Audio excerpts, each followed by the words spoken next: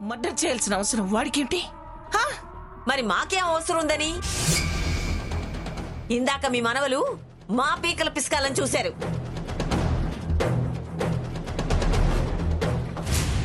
మనిషి నీవాడయ్యేసరికి అవసరం ఏంటని ప్రశ్నిస్తున్నావా? నీ బుద్ధి నాకు తెలుసే. పాములా పగబట్టిన దానివి నువ్వు. చేస్తే గీస్తే అలాంటి పని చేసేదానివి నువ్వు. అన్యం పుణ్యం ఎరగని వాడు. నీలా కుళ్ళు కుతంత్రాలు వాడి దగ్గర లేవు.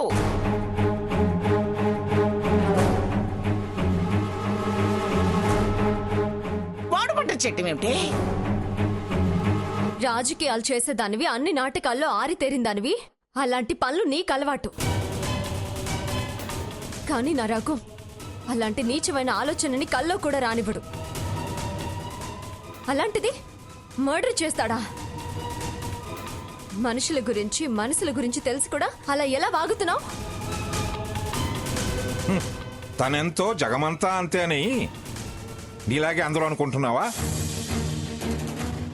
మంచి చెడు సహనం జాలి తెలిసిన నా మనవుడు అలాంటి దుర్మార్గం ఎప్పుడూ చేయడు.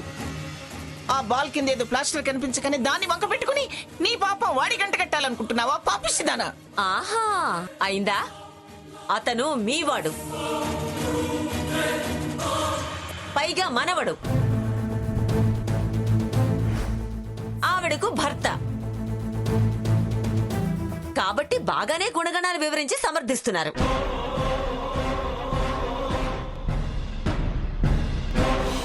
సాకేత్, మనిషి మీవాడైపోగానే నేరం నేరం కాకుండా పోదు.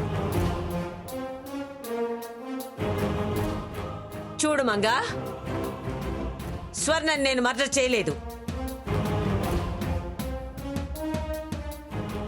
ఒకవేళ చేసినా దానికి కారణాలు ఏమున్నాయంటావు?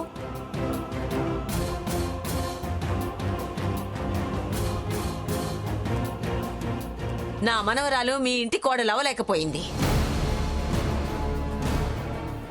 ఎంత ప్రయత్నించినా ఫలించలేదు. సాకేత్ని మా వైపు తిప్పుకోవాలన్న నా ఆశని నువ్వు నీ పెద్ద మనవరాలు చెడగొట్టారు.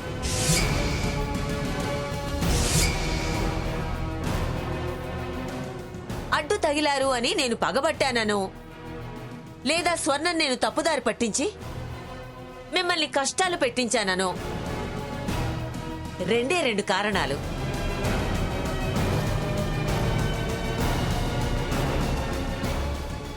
దానికోసం నేను స్వర్ణను చంపానని మీరు అనుకోవచ్చు.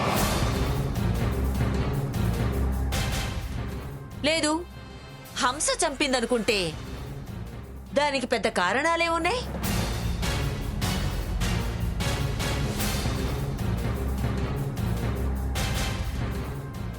సాకేత్కి పెళ్ళం కావాలనుకోవడం తప్ప?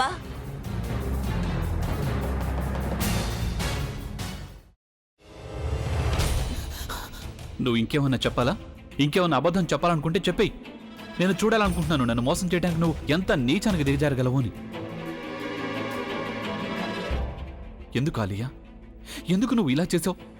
నీకు తెలుసు కదా నానమ్మ తర్వాత నీ ఒక్కదానిని కదా నేను పూర్తిగా నమ్మేది. ఏమన్నావు నువ్వు? ఈ మధ్య అన్నిటినీ మర్చిపోతున్నావా? అది చాలు. వాటిలో ఉన్న శక్తి విషయాన్ని గ్రహించి మనకు వివరిస్తాయి.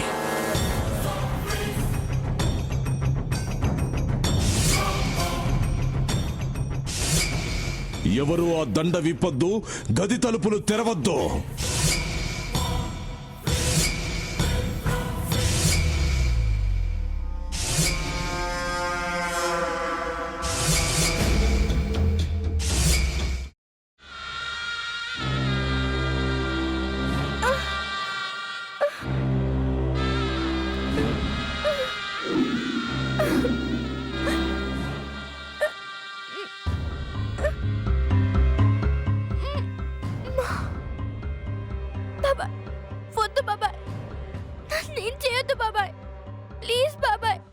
నీకు నిజం తెలిసినప్పుడే నా ఆలోచనలో నువ్వు చచ్చిపోయావు.